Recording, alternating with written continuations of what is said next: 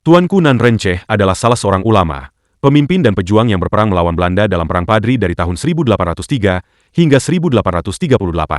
Tidak banyak diketahui data mengenai tokoh ini, selain seorang figur karismatik. Sedangkan dari catatan Belanda, tokoh ini merupakan sosok antagonis dan dianggap bertanggung jawab atas adanya tindakan kekerasan di dataran tinggi Padang.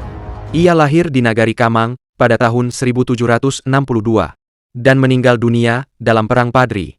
Ia kemudian menjadi guru yang banyak melahirkan pejuang Perang Padri.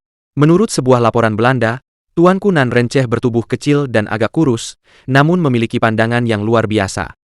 Kedatangan 3 orang haji dari Mekah tahun 1803 telah mengilhami Tuanku Nan Renceh, dan kemudian mulai mengumandangkan jihad atas segala bid'ah di Minangkabau. Banyak para ulama Minang yang bergabung dengan beliau waktu itu. Tuanku Nan Renceh adalah salah satu pemimpin Perang Padri yang ditakuti, sekaligus pencetus awal gerakan Paderi. Nan Renceh terkenal karena keberaniannya, kecerdasannya, dan guru oleh beberapa ulama penerus Perang Paderi setelah ia wafat. Salah satu anak muridnya adalah Tuanku Imam Bonjol, seorang pemimpin Pederi yang membuat Belanda kocar-kacir.